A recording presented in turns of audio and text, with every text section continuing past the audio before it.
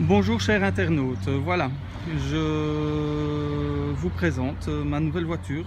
Donc c'est en l'occurrence une Golf GTE, donc une hybride rechargeable, modèle 2017. Donc je vais dire une Golf 7 reliftée, donc nouvelle génération pour quelques années. Enfin, voilà, donc je vais vous présenter la voiture, vous expliquer un peu ce que je ressens. Donc comme je vous l'ai dit, c'est mon véhicule personnel. Donc on peut l'avoir différemment qu'un essayeur lambda. Donc cette voiture-ci, c'est un budget de plus ou moins 50 000 euros. Beaucoup d'argent pour une Golf. Si on doit, je veux dire, comparer le prix, on peut avoir des véhicules différents pour cette somme-là. On peut déjà avoir une étoffe, par exemple. On peut avoir une Range Evoque, tout simplement. Donc voilà, le prix d'une Range Evoque comparé à une Golf. On peut dire qu'il n'y aurait pas de comparaison. Le prix est là, il est le même. Voilà.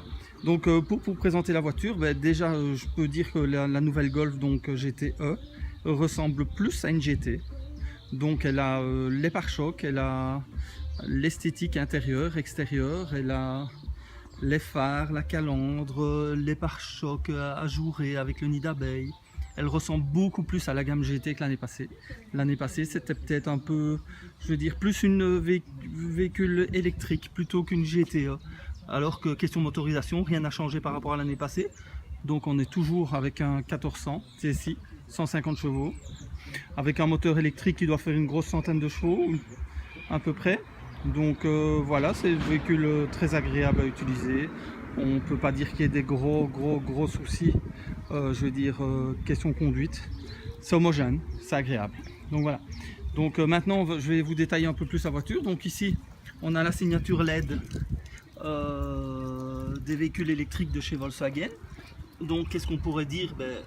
Que ça donne son cachet, ça permet de reconnaître un véhicule électrique. C'est bien, il paraît en cas d'accident, les pompiers doivent reconnaître les véhicules, tout simplement parce qu'il y a quand même de la haute tension dans ce genre de véhicule, ça peut être dangereux. Donc voilà, vous voyez la signature bleue qui est aussi une façon de les reconnaître plus facilement en cas de problème pour les pompiers. Moi je trouve que ça lui va bien, ça donne ce petit cachet. Voilà, GTI rouge, GTE bleu. Voilà, de toute façon l'avenir nous dira que on va plus rencontrer de lignes bleues que de lignes rouges. Tout simplement parce que l'avenir est là, les voitures hybrides, les véhicules full électriques, je crois pas que c'est pour tout de suite, mais hybride, c'est-à-dire un véhicule qui vous laisse la peine si jamais il n'y a plus d'électricité de rentrer chez vous, et quand même une sécurité qu'on n'est pas prêt de se passer de nos jours. Voilà, ici le véhicule est muni de jantes de 18 pouces, donc esthétiquement c'est de jolies jantes, on va dire une belle finition. L'intérieur est noir aussi. Donc voilà, ce qui permet les étriers bleus. Ici en l'occurrence, quand on prend du 18 pouces, on n'a pas le choix de la marque de pneus, c'est d'office du Bridgestone.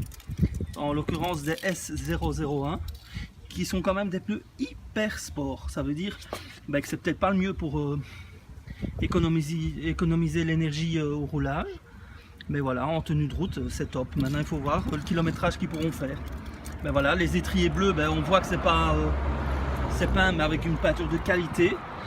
Faut savoir que depuis que je l'ai, donc ça fait plus ou moins 3000 km, ce qu'on remarque sur ce genre de véhicule, vu qu'elle freine d'une façon électrique à 70% des cas, c'est que tout simplement les jantes ne se salissent pas. Donc si on roule normalement, on a très peu d'usure de freinage, qui pourrait être une qualité dans le temps. Voilà. Donc le petit liseré GTE, les petits rétroviseurs, voilà,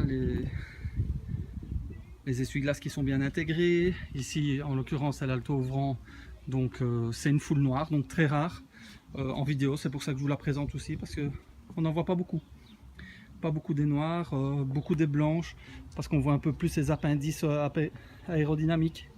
Voilà, donc ici en l'occurrence elle est noire métal, donc on peut dire c'est une belle voiture, c'est harmonieux, ça se laisse regarder, on va dire, c'est intemporel.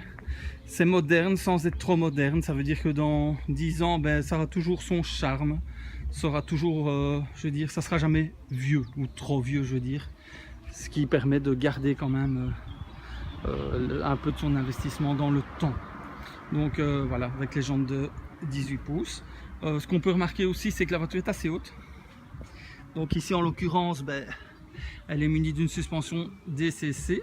DCC, je vais vous en parler justement. Pour la GTE, il y a quand même une petite exception qui est très peu connue, qui moi-même m'a fort déçu. Donc ça veut dire qu'ici en l'occurrence, le DCC n'est pas réglable du tout. Donc DCC veut dire Dynamic Chassis Control. Oui, peut-être qu'elle contrôle le châssis, mais nous on n'a aucun contrôle dessus. Ce qui veut dire que normalement le DCC, on peut choisir la conduite, le mode de passage de vitesse, la direction, des trucs comme ça. Ici on n'a aucun réglage possible, ce qui veut dire que si vous mettez en hybride ou en électrique, vous êtes en mode confort, on va dire, qui est quand même assez ferme. Maintenant en mode confort, c'est vrai, c'est confortable. On n'est pas aussi confort qu'avec un vrai DCC, c'est-à-dire ça ne pousse pas le confort aussi loin. La voiture reste quand même assez énergique dans ses changements de direction, elle est très incisive. Donc voilà, mais aucun réglage. Ça c'est assez surprenant quand on connaît, je veux dire, le DCC, c'est qu'on n'a aucun réglage. Ça veut dire qu'on a un réglage dur uniquement quand on met la position GTE.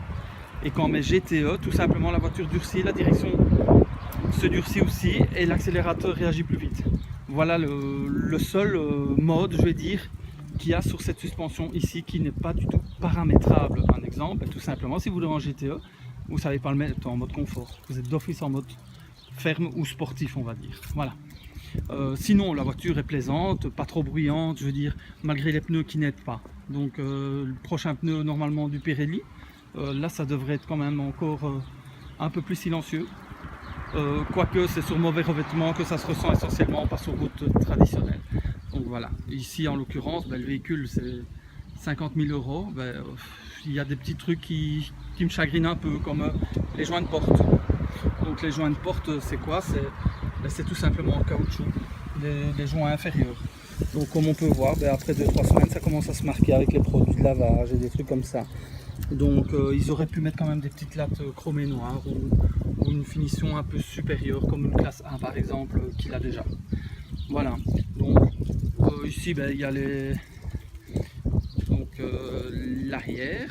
Donc l'arrière, qu'est-ce qu'on peut dire? Qu'il y a le pare-choc style GTI, je veux dire, avec deux sorties à gauche qui sont d'un bon diamètre. Très plaisant à voir. Il y a le petit nid d'abeille en dessous dans le pare-choc inférieur. Voilà, donc c'est bien fait. Les feux aux LED, voilà, la custode arrière qui est noire, le petit bec qui est l'antenne, voilà. Donc je veux dire, ça c'est du classique, du connu. Je veux dire, la gamme 2017 ne change pas grand chose par rapport à la gamme 2016. Un peu plus typé GT, on va dire. Vous voyez les petits embouts de peau vraiment très jolis. Donc voilà ce que je peux vous dire de l'esthétique extérieure de la voiture. Donc je vais vous faire encore une ou deux petites vidéos, je veux dire, pour vous présenter l'intérieur de la voiture et après les impressions de conduite, ce qu'il faut s'attendre, la consommation, les sensations, la tenue de route. Donc rentrer un peu plus en détail de tout ça. Voilà, j'espère que ça vous aura plu, cette petite mise en bouche, et je vous attends sur les prochaines vidéos où on rentrera plus dans le détail de la voiture. Voilà, merci beaucoup de votre écoute et à une prochaine fois. Au revoir.